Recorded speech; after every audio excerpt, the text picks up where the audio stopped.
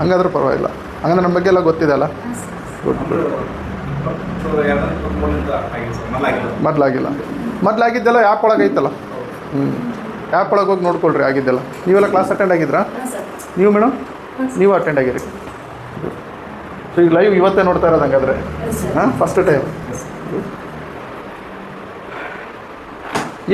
ಏನಂತಂದು ಹೇಳಿದರು ಕ್ಲಾಸ್ ಬಗ್ಗೆ? ಇವತ್ತಿನ ಕ್ಲಾಸ್ ಬಗ್ಗೆ ಏನಂತ ಹೇಳಿದರು? ಏನಂತ ದುಡ್ಡು ಕೊಟ್ರಿ ನೀವು? ದುಡ್ಡು ಯಾಕೆ ಕೊಟ್ರಿ? ಹಾಂ, ರೀಬರ್ತ್ ಅಂತ ಹೇಳಿದರು. ಏನು ರೀಬರ್ತ್ ಅಂದ್ರೆ ಏನು? ಹಾಂ ಸರ್, ಯಾಕೆ ಕೊಟ್ರಿ ದುಡ್ಡು? ನಮ್ಮ ಲೈಫ್ ಚೇಂಜ್ ಮಾಡ್ಕೊಬೇಕಂತೇಳಿ ಏನೋ ಒಂದು ಕಲಿಬೇಕು. ಲೈಫ್ ಚೇಂಜ್ ಮಾಡ್ಕೋಬೇಕು, ಏನೋ ಒಂದು ಕಲಿಬೇಕು ಅಂತ ಬಂದ್ದಾರೆ. Very good. ಮತ್ತು ಏನಿರ್ಬೋದು ಅಂತ ನಿಮ್ಮ ಅನಿಸಿಕೆ, ಊಹೆ ಏನಿದೆ? ಏನಿರ್ಬೋದು ಇವತ್ತು ಕ್ಲಾಸಲ್ಲಿ? ನಮ್ಮ ಜೀವನದಾಗೆ ಮರೆಯಲಾರ್ದಂಥದ್ದು ಏನಾದರೂ ಒಂದು ಹೇಳ್ಕೊಡ್ತಾರೆ ಸರ್ ಅನ್ನೋದು ಇವರು ಮೇಡಮ್ ಒಳಗೆ ತಲೆ ಒಳಗೆ ಐತಂತೆ. ಹೌದಾ? Good, very good. ಮೇಡಮ್ ನೀವು?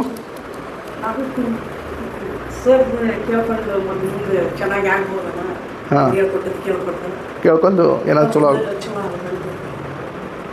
ಸರ್. ನಿಮಗೇನು ಐಡಿಯಾ ಇದೆ? ನಾವು ಮಾಡೋ ವರ್ಕನ್ನು ಸ್ಟ್ರಾಂಗ್ ಆಗಿ ಮಾಡಬೇಕು, ಬೆಳ್ಕೊಂಡು ಹೋಗ್ಬೇಕು.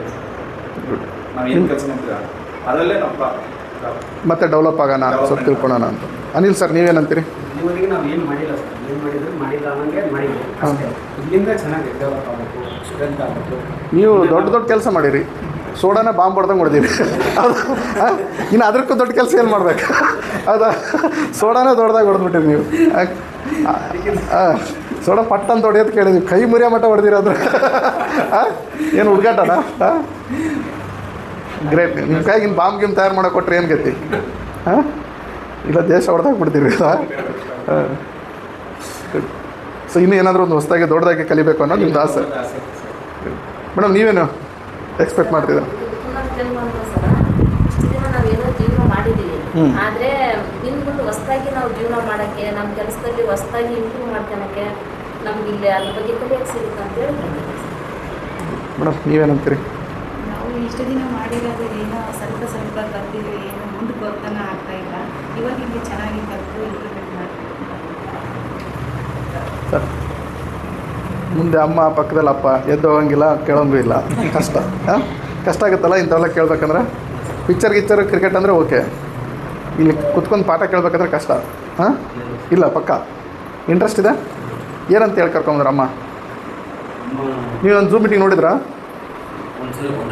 ಒಂದು ಸಲ ಸಾಕು, ಒಂದು ಸಲಕ್ಕೆ ಸಾಕಾಗ್ಬಿಟ್ಟೆ ನಾನು. ಹಾಂ, ಸಾಕಪ್ಪ ಒಂದು ಸಲ ನೋಡಿ. ನಾನು ಮತ್ತೊಂದು ಸಲ ನೋಡೋಕ್ಕೆ ಟ್ರೈ ಮಾಡೇ ಇಲ್ಲ.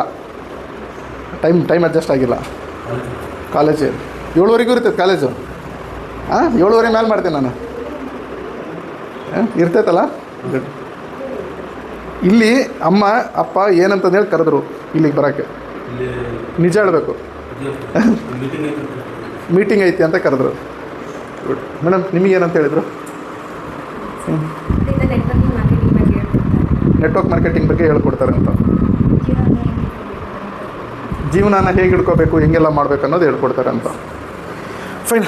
ಸೊ ಎಲ್ಲರ ಪರಿಚಯ ಆಯಿತು. ಸೊ ನನ್ನ ಪರಿಚಯ ನಿಮಗಿದೆ. ಸೊ ಸರ್ ನಿಮಗೇನು ಹೇಳ್ಕೊಟ್ಟಿದ್ದಾರೋ ಗೊತ್ತಿಲ್ಲ. ಸೊ ಇವತ್ತು ಏನು ನಡೆಯುತ್ತೆ ಇಲ್ಲಿ ಅಂತ ನಾನು ಹೇಳ್ತೀನಿ. ಹಾಂ, ಓಕೆ.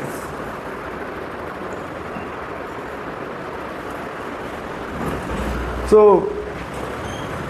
ಭಾಳ ಇಂಪಾರ್ಟೆಂಟ್ ಏನು ಅಂದರೆ, ಈ ಕ್ಲಾಸ್ ಭಾಳನೇ ಇಂಪಾರ್ಟೆಂಟ್ ಇದೆ. ಹೇಗೆ ಹೋಗುತ್ತೆ ನಾನು ನೋಡೋಣಂತೆ. So life redefining life once again ಅಂತ ಅಂದರೆ, ನಮ್ಮ ಜೀವನವನ್ನು ನಾವು ಇನ್ನೊಂದು ಸಲ ಮೆಲ್ಕು ಹಾಕೋದು ಅಥವಾ ಇನ್ನೊಂದು ಸಲ ಡಿಸೈನ್ ಮಾಡ್ಕೊಳೋದು ಅಂತ. ವಾಚ್ ಗೀಚ್ ಎಲ್ಲ ತೆಗೆದುಬಿಡಿ. ಬಸ್ಕೊಳ್ಳೋಣ, ಅಲ್ಲಿಂದ ಬಸ್ ಚಾರ್ಜ್ ಕೊಟ್ಟು ದುಡ್ಡು ಕೊಟ್ಟು ಕೇಳಬೇಕಾ ಅಂತ. ನೋಡೋಣ. ನಾನು ಹಂಗಾದ್ರೆ ಆಡು ಭಾಷೆಯಲ್ಲಿ ಮಾತಾಡ್ತೀನಿ. ಸೊ ಬರ್ಕೊಳಕ್ಕೆ ನಾನು ಹೇಳ್ದಾಗ ಬರ್ಕೊಳ್ಳಿ. ಎಲ್ಲರೂ ಪೇಪರ್ ಕೆಳಗಿಡಿ, ನಾನು ಹೇಳ್ತೀನಿ ಅವಾಗ ಬರ್ಕೊಳ್ಳಿ. ಎಲ್ಲ ಪೇಪರ್ ಪೆನ್ನೆಲ್ಲ ಕೆಳಗಿಡ್ರಿ. ಓಕೆ. ಸೊ ಮೊಬೈಲೆಲ್ಲ ಸೈಲೆಂಟಿಗೆ ಹಾಕ್ಬಿಡ್ರಿ. ಅಲ್ಲಿ ಹಿಂದ್ಗಡೆ ಇಟ್ಟು ಬಂದುಬಿಡ್ರಿ. Mobile ಎತ್ತಿರಿ, ಎಲ್ರದ್ದು mobile ಎತ್ತಿರಿ. ನಾನು ಹಂಗೆ ಕಾಮಿಡಿ ಮಾಡ್ತಾ ಇರ್ತೀನಿ. ಓಕೆ, ಯಾವುದು ಮನ್ಸು ಮೇಲೆ ತೊಗೋಬೇಡ್ರಿ. ಹೌದಲ್ಲ? ಇವತ್ತು ಫುಲ್ ಫ್ರೆಂಡ್ಲಿ ಆಗಿ ತೊಗೊಳ್ಳಿ. ಓಕೆ. ಸೊ ನನ್ನ ಜೊತೆಗೆ ಬನ್ನಿ. ನಾನು ನಿಮಗೆ ನಗಿಸೋದಕ್ಕೆ, ನಿಮಗೆ ಅರ್ಥ ಮಾಡಿಸೋದಕ್ಕೆ ಆಡು ಭಾಷೆಯಲ್ಲಿ ಮಾತಾಡ್ತಾ ಇರ್ತೀನಿ. ಓಕೆ. ಸೊ ಏನಾದರೂ ಕತೆಗಳು ಹೇಳ್ತಾ ಇರ್ತೀನಿ, ಜೋಕ್ಸ್ ಮಾಡ್ತಾ ಇರ್ತೀನಿ. ಅವನ್ನೆಲ್ಲ ಪಾಸಿಟಿವ್ ಆಗಿ ತೊಗೋಬೇಕು. ಪಾಸಿಟಿವ್ ಅಂದರೆ ಒಳ್ಳೆಯದಕ್ಕೆ, ಸುಮ್ಮನೆ ಈ ಸಮಯಕ್ಕೆ ಅಂತ ತೊಗೋಬೇಕು. ಬಟ್ ಇವತ್ತೇನು ಕ್ಲಾಸ್ ಕೊಡ್ತೀನಲ್ಲ, ಅದು ನಿಮ್ಮ ಜೀವನಕ್ಕೆ. ಅದು ಮತ್ತೆ ಕಾಮಿಡಿ ಅಂತ ತೊಗೋಬೇಡಿ. ಓಕೆ, ಸೊ ಉಲ್ಟಾ ತಿಳ್ಕೊಬೇಡ್ರಿ. ಹಾಂ, ಸೊ ಸರ ಎಲ್ಲ ಆರಾಮಾಗಿ ತಗೋ ಅಂತಂದು ಹೇಳ್ಯಾರಂತ. ಸೊ ಪಾಸಿಟಿವ್ ಆಗಿ ತೊಗೊತೀರಾ ನನ್ನ ಮಾತು? ಸೊ ನಾನು ಕತೆ ಹೇಳ್ಬೋದು, ನಗಿಸ್ಬೋದು, ನಿಮಗೆ ಏನಾದರೂ ಹೇಳ್ತಾ ಇರ್ಬೋದು. ಓಕೆ ಅಲ್ಲ? So good. ಸೊ ನಿಮ್ಮದು ಏನಾದರೂ ಡೌಟ್ಸ್ ಇದ್ದರೆ ಕೊನೆಯಲ್ಲಿ ಚರ್ಚೆ ಮಾಡೋಣಂತೆ. ಇನ್ನು ನನ್ನ ಬಗ್ಗೆ ಅಂತೂ ನಿಮಗೆ ಗೊತ್ತಿದೆ, ನಾನು ಮುಂದೆ ಹೇಳ್ಬಿಡ್ತೀನಿ. ಸೊ ನಾನು ಇಲ್ಲೇನು ದುಡಿತೀನಲ್ಲ, ಸೊ ನನ್ನೊಂದು ಪಾಲಿಸಿ ಇದೆ. ಓಕೆ, ಏನು ಅಂತ ಹೇಳಿದ್ರೆ ನಾನು ದುಡ್ದಿದ್ದನ್ನು ಸ್ವಲ್ಪ ಒಂದು 5% 100 ರೂಪಾಯಿ ದುಡ್ದಿನಂದರೆ 5 ರೂಪಾಯಿ 10 ರೂಪಾಯಿ ಅದರಲ್ಲಿ ನಾನು ಅನ್ನದಾನನೋ ರಕ್ತದಾನನೋ ಏನಾದರೂ ಒಂದು ಸೋಷಿಯಲ್ ವರ್ಕ್ನ ಮಾಡ್ತೀನಿ. ನೀವು ಕೊಟ್ಟಿರೋ ದುಡ್ಡಲ್ಲೂ ಕೂಡ ನಾನು 100 ರೂಪಾಯಿ ತೆಗೆದು ನಾನು ಯಾವುದಾದ್ರೂ ಕೆಲಸಕ್ಕೆ ಬಳಸ್ತೀನಿ ನಿಮ್ಮ 100 ರೂಪೀಸ್ನ. ಅರ್ಥ ಆಯ್ತಾ? ಸೊ ಇದು ನನ್ನ ಪಾಲಿಸಿ. ಸೊ ನಾನು ದುಡ್ದಿದ್ರಲ್ಲಿ ಸ್ವಲ್ಪ ಅಮೌಂಟ್ನ ತೆಗೆದು ನಾನು ಯಾವುದಾದ್ರೂ ಒಂದು ಅನಾಥ ಮಕ್ಕಳಿಗೋ, ಗೋಶಾಲೆನೋ, ವೃದ್ಧಾಶ್ರಮನೋ, ಅನ್ನದಾನನೋ ಏನೋ ಒಂದು ಮಾಡ್ತೀನಿ. ಕ್ಲಿಯರ್? ಇದೆಲ್ಲ ನಾವು ಮಾಡಿರೋ ಅಂಥದ್ದು. ರೀಬರ್ತ್ ಅಂದರೆ ಕನ್ನಡದಲ್ಲಿ ಏನಂತಾರೆ? ಪುನರ್ಜನ್ಮ. ಸೊ ಪುನರ್ಜನ್ಮ ಅಂತಂದರೆ ನಮಗೇನು ಗೊತ್ತಿದೆ, ನಾವು ಮತ್ತೊಂದು ಸಲ ಹುಟ್ಟು ಬರೋದಕ್ಕೆ ಪುನರ್ಜನ್ಮ ಅಂತಾರೆ ಅಂತ, ಹೌದಲ್ವ? ಬಟ್ ನನ್ನ ಡೆಫಿನಿಷನ್ ಅದಲ್ಲ. ನನ್ನ ಪ್ರಕಾರ ಪುನರ್ಜನ್ಮ ಅಂತಂದು ಹೇಳಿದ್ರೆ science of nature and human living ಅಂತ. ಅಂದರೆ ಮನುಷ್ಯನ ವಿಜ್ಞಾನ ಮತ್ತು ಪ್ರಕೃತಿಯ ವಿಜ್ಞಾನದ ಬಗ್ಗೆ ಇವತ್ತು ನಾವು ಪುನರ್ಜನ್ಮ ಅಂದರೆ ರಿಸರ್ಚ್ ಮಾಡೋದು ಹೇಳ್ಕೊಡ್ತೀವಿ. ಎರಡನೇದೇನು ಅಂತಂದು ಹೇಳಿದ್ರೆ ಪುನರ್ಜನ್ಮ ಅಂತಂದರೆ ದೇಹಕ್ಕೆ ಅಲ್ಲ, ಆತ್ಮಕ್ಕೆ ಅಂತ. ಓಕೆ, ಸೊ ಇನ್ನೊಂದು ಈಸಿಯಾಗಿ ನಿಮಗೆ ಅರ್ಥ ಆಗಬೇಕು ಅಂದರೆ ನಾವು ತಾಯಿ ಗರ್ಭದಿಂದ ಹುಡ್ತೀವಲ್ಲ, ಅದಕ್ಕೇನಂತಾರೆ? ಜನ್ಮ ಅಂತ ಹೇಳ್ತಾರೆ.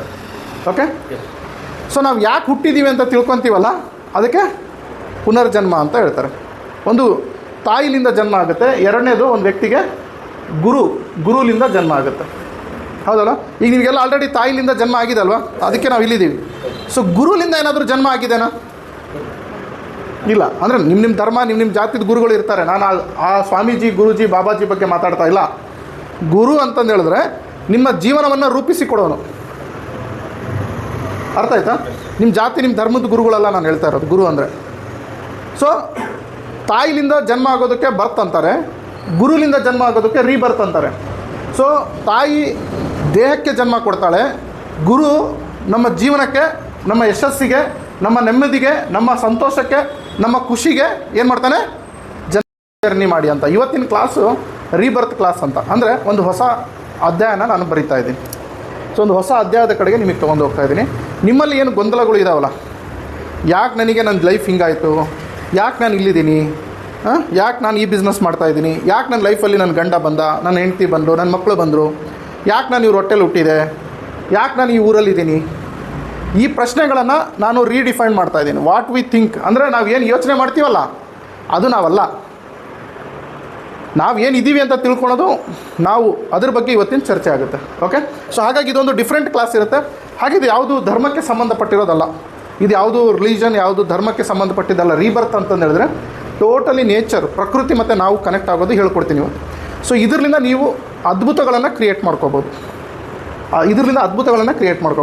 ಇದು ಒಂದು ವಿಭಿನ್ನವಾದಂಥ ಕ್ಲಾಸ್. ಇದು ನೆಟ್ವರ್ಕ್ ಮಾರ್ಕೆಟಿಂಗಿಗೆ ಸಂಬಂಧಪಟ್ಟಿಲ್ಲ, ಇದು ಹರ್ಬಲ್ ಲೈಫಿಗೂ ಸಂಬಂಧಪಟ್ಟಿಲ್ಲ, ಇದು ನಿಮ್ಮ ಮಾಡೋ ಬಿಸ್ನೆಸ್ಸಿಗೂ ಸಂಬಂಧಪಟ್ಟಿಲ್ಲ. ಇದು ಸಂಬಂಧಪಟ್ಟಿರೋದು ನೇಚರ್, ಪ್ರಕೃತಿ ಮತ್ತು ನಿಮಗೆ. ಸೊ ಈ ಪ್ರಕೃತಿಯಲ್ಲಿರೋ ಶಕ್ತಿನ ನಿಮ್ಮ ಒಳಗಡೆ ತೊಗೊಂಡ್ಮೇಲೆ ನಿಮ್ಮಲ್ಲಿ ಏನು ಶಕ್ತಿ ಉದ್ಭವ ಆಗುತ್ತಲ್ಲ, ಆ ಶಕ್ತಿಲಿಂದ ಸಾಧನೆಗಳನ್ನು ಮಾಡ್ತಾ ಹೋಗೋದು. ಇಷ್ಟ ಇವತ್ತಿನ ಕ್ಲಾಸ್. ಇದನ್ನು ನಾನು ಇಂಚಾಗಿ ಬಿಡಿಸ್ತಾ ಬರ್ತೀನಿ. ಇದು ಟೋಟಲಿ ಡಿಫ್ರೆಂಟ್ ಇದೆ. ಇದು ಯಾವುದು ಯೂಟ್ಯೂಬ್, ಗೂಗಲ್ ಎಲ್ಲೂ ಸಿಗಲ್ಲ. ಆ್ಯಂಡ್ ಇದು ಯಾವುದು ಸಬ್ಜೆಕ್ಟ್ ಇಲ್ಲ, ನೀವು ಎಲ್ಲೂ ಕೇಳಿಲ್ಲ. ಇದು ಯಾವುದು ನಾನು ಇಲ್ಲಿ ತೋರಿಸ್ತಿದ್ದೀನಲ್ಲ, ಇದು ಎಲ್ಲೂ ಮಾರ್ಕೆಟಲ್ಲಿ ಅವೈಲಬಲ್ ಇಲ್ಲ. ಇದನ್ನು ನನ್ನ ಜೀವನದಲ್ಲಿ ನಡೆದಿರೋದು, ಹಾಗೂ ನನ್ನ ವಿದ್ಯಾರ್ಥಿಗಳಿಗೆ ಹೇಳಿಕೊಟ್ಟು ಇದನ್ನು PPTನ ನಾನು ಮಾಡಿದ್ದೀನಿ. ಸೊ ಇದೊಂದು ನಿಮಗೊಂದು ಹೊಸ ರೂಪ ತೊಗೊಂಡೋಗುತ್ತೆ. ಕ್ಲಿಯರ್?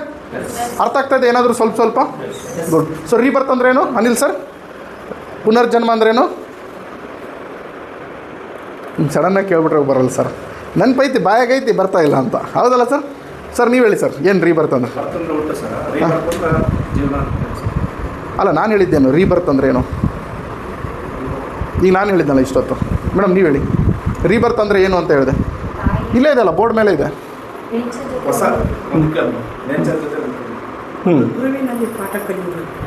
ಗುರುಲಿಂದ ಮತ್ತೊಂದು ಜನ್ಮ ತೊಗೊಳೋದು ರೀಬರ್ತ್. ನೋಡಿ ಮೇಡಮ್, ತುಂಬ ಟಕ್ ಅಂತ ಹಿಡಿದ್ಬಿಟ್ರು. ಒಂದು ತಾಯಿಲಿಂದ ಬರುತ್ತೆ, ಇನ್ನೊಂದು ಗುರುಲಿಂದ ಬರ್ತಾಗುತ್ತೆ. ಮತ್ತೇನು ಹೇಳಿದೆ ಸರ್? ರಿಯಲೈಸ್ ಮಾಡ್ಕೊಳೋದು. Super madam. ಏನಾದರೂ ಅರ್ಥ ಆಗ್ತಾಯಿದೆ? ಹಾಂ ಮೇಡಮ್, ಐಡಿಯಾನೇ ಇಲ್ಲ.